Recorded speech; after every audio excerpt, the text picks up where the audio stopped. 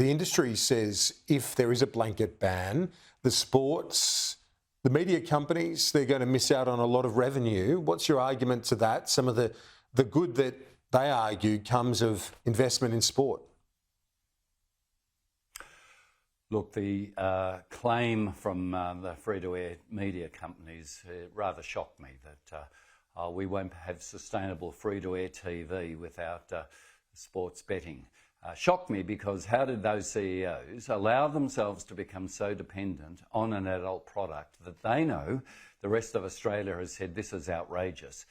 Children should not be seeing this. How did they allow that to happen? And in Italy, it was the same argument. Free-to-air companies going, oh, sports betting ads, we're in trouble. They have survived. They're doing fine. So the arguments that somehow this is really the end of the world is a well-worn path, but we know it's nonsense. We're not doing something radical here in Australia. We're playing catch-up.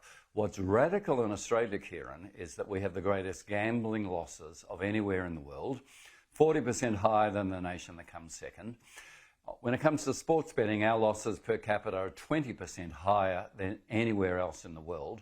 So we expect these cries of wolf, but we've heard them before and we see through them. It looks like there's political momentum behind this at the moment. Would you agree with that assessment, particularly off the back of the parliamentary committee, but also the opposition leader? To be fair to him, he raised this prospect back at the budget reply in May.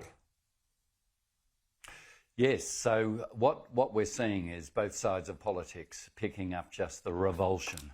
Literally, Middle Australia had a collective psychic vomit over these sports betting ads. They said, it's hard enough to parent, but when our kids who love their league or AFL or cricket are actually seeing their heroes turned into betting odds, when 10-year-olds who don't know the difference between Marlboro cigarettes and Peter Stuyvesant, and it isn't that good, they once did, actually know the logos of the sports betting companies, the odds, the jingles.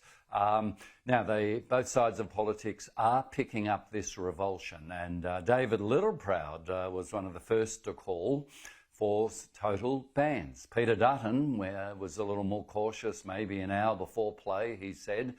Anthony Albanese was saying, well, yes, I don't really like them. So one thing politicians are good, it's actually wetting their finger, putting it up to the wind and feeling which way is the wind blowing. And they know that Australia really does hate this, particularly parents. What did you think of Sophie Scomp's comparison? Well, first of all, I asked her about the fact that this is treated, and the committee wants this to be treated a strategy based on public health principles, is the way that they put it. But Sophie Scomp's a GP herself, said that she compared problem gambling in Australia to the scourge of guns in the US, that it's our equivalent. What did you make of that comparison? Yeah, two comments. Firstly, there's not one health bureaucrat in any state health department, let alone federal health department, dealing with gambling. There is with tobacco, there is with alcohol and any other number of areas. This is really important to frame it as a health issue. And Sophie's right. I would be a little bit more tight and say that the gambling industry in Australia is our equivalent of the NRA. How have we got to the place of literally the greatest gambling losses in the world, and they've been untouchable, because the gambling industry, like the NRA, are so powerful. When we talk about gun violence, I would say every American has the right, under the Second Amendment, to carry a ball and musket rifle. Not to have semi-automatic rifles. What happened in Australia was coin-operated pokies didn't do much damage. You put 2 shillings in. When they became digital, when you could load up $10,000 in one go, they literally turned into semi-automatic rifles.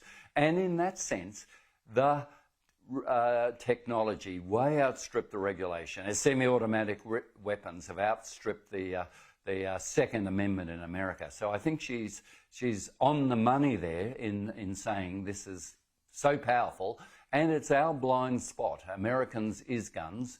The rest of the world looks at us and they shake their head in disbelief at our losses here. Tim Costello, advocate for the Alliance for Gambling Reform. Appreciate it. We'll talk to you soon. A pleasure. Thanks, Kieran.